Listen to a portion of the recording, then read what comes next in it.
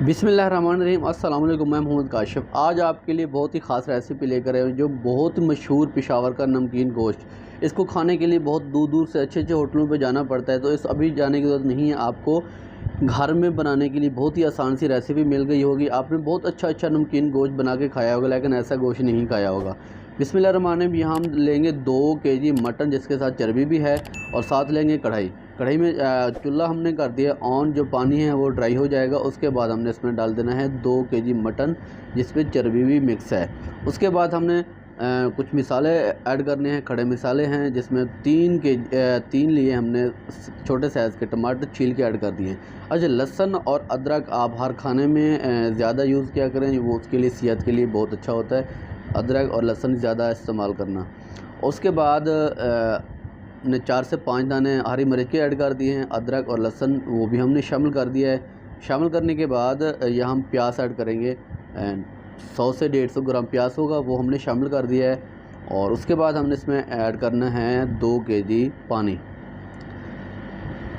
तो ऐसा नमकीन गोश्त आपको दूर जाने की ज़रूरत नहीं है, बिल्कुल आप घर में बनाएंगे इस तरीके से, आपको बहुत मज़ा आने वाला। 2 केजी हमने पानी ऐड कर दिया। अब इसके बाद हमने इसको चूल्हा कर दिया है, आग चूल्हा ऑन कर दिया, आग हमने इसकी फुल खोल दी है चूल्हे की, ठीक है। उसके बाद हमने 2 टेबलस्पून हमने नमक ऐड कर दी है। वैसे तो मैंने अंदाज़े से डाल दिया, लेकिन 2 टेबलस्पून इसमें नमक जाएगा। नमक जाने के बाद अब इसको हमने ढक्कन के साथ बंद कर देना है, जब तक अच्छे तरीके से उबाल नहीं आ जाता। 2 से 3 मिनट लगेंगे, उबाल आ जाएगा। अल्हम्दुलिल्लाह उबाल आ चुका है। हमने चूल्हा बिल्कुल स्लो कर दिया, ये देखें। अब इसको हमने कम से कम 40 से 45 मिनट के लिए हल्की आग के ऊपर छोड़ देना है।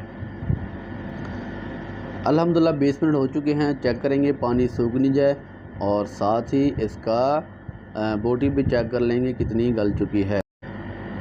अब 20 मिनट कम से कम और लगेंगे। अब इसको दोबारा ढक्कन लगा देंगे।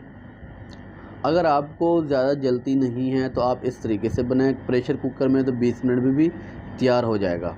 लेकिन इस तरीके से ओरिजिनल तरीके से बनाएंगे तो बहुत ही टेस्टी लाजवाब किस्म का बनेगा। अल्हम्दुलिल्लाह 20 मिनट हो चुके हैं, गोश्त हमारा गल चुका है। 20 मिनट पहले हमने चेक किया था, 20 मिनट अब 40 मिनट बराबर हो चुके हैं, गोश्त गल चुका है। अब यहाँ इसकी हल्की आग के ऊपर हमने भुनाई करनी है, ताकि नीचे से भी ना लगे, और साथ के साथ चम्मच भी चलाते रहना है। अच्छा, कुकिंग ऑयल हमने पहले ऐड नहीं किया था, क्योंकि इसमें हमने चर्बी ऐड की थी, तो 100 ग्राम हमने दोबारा कुकिंग ऑयल इसमें भी ऐड कर दिया है। अगर आपके पास चर्बी नहीं है तो 200 ग्राम ऐड करेंगे। अगर हल्की सी चर्बी है गोश्त के साथ तो आप 100 ग्राम ऐड करेंगे। तब यहाँ हम हल्की हल्की भुनाई करते रहेंगे। और इसमें टमाटर और प्याज की डालने की वजह मैं आपको बता दूँ, ये हल्की सी जो ग्रेवी बनेगी, ग्रेवी को बिल्कुल हमने इसको भुना हुआ गोश्त चाहिए ना हमें, नमकीन गोश्त, तो बोटी के साथ हल्का मिसाला लगा होना चाहिए। उसमें खाने में मज़ा आता है, बेहतरीन किस्म का जायका भी हो जाता है और टेस्टी भी बनता है। इस तरीके से तो आप बनाएंगे, एक बार बनाएंगे तो आपका बार बार बनाने को दिल करेगा। तो यहाँ कम से कम 10 से 15 मिनट हमने भुनाई करनी है हल्की आग के ऊपर। आप प्रेशर कुकर में बनाएंगे तो 20 मिनट में रेडी हो जाए, लेकिन वो ओरिजिनल तरीका नहीं है। वो जल्दी गोश्त ज़बरदस्ती गोश्त को हम गलाते हैं, लेकिन इस तरीके से हल्की आग के ऊपर गोश्त पकता है, उसका जायका और उसका खाने का जायका ही कुछ और होता है, मज़ा ही कुछ और होता है। तो इस तरीके से हम इसको भुनाई करते रहेंगे। 10 से 15 मिनट मज़ीद हम इसकी भुनाई करेंगे। 5 मिनट पहले हो चुके हैं, 10 मिनट और भुनाई कर लेंगे। अल्हम्दुलिल्लाह इसकी इस तरीके से भुनाई करते रहेंगे और हल्की आग के ऊपर भुनाई करनी। अब यहाँ पे हल्की सी हमने समझो टीस्पून जो होता है, टेबल स्पून, उससे आधा हमने काली मिर्च का ऐड कर दिया है, कूटा हुआ।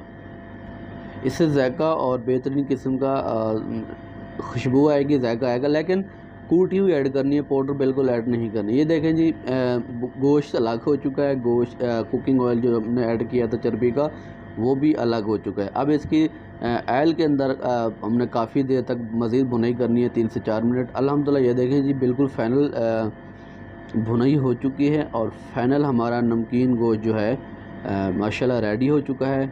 ये देखें जी, माशाल्लाह कितनी बेहतरीन किस्म का माशाल्लाह जायका है। टमाटर छीलने की वजह देखो जी, हम टमाटर छील के डालें तो उसमें छिलका वगैरह नज़र नहीं आ रहा। तो आप इस तरीके से अगर टमाटर छील के डालेंगे तो बिल्कुल बोटी के साथ मिसाला भी रहेगा और खाने को भी टेस्टी होगा, और ज़बरदस्त किस्म का आपका नमकीन गोश्त तैयार होगा।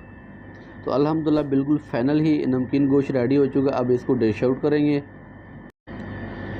बिस्मिल्लाहिर्रहमानिर्रहीम। ये देखेंगे कितनी लाजवाब किस्म का हमारा नमकीन गोश्त तैयार हुआ है।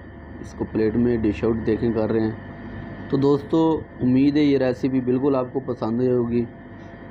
मुझे कमेंट में ज़रूर बताना आपको ये रेसिपी कैसी लगी। इंशाल्लाह मिलेंगे एक नई वीडियो के साथ।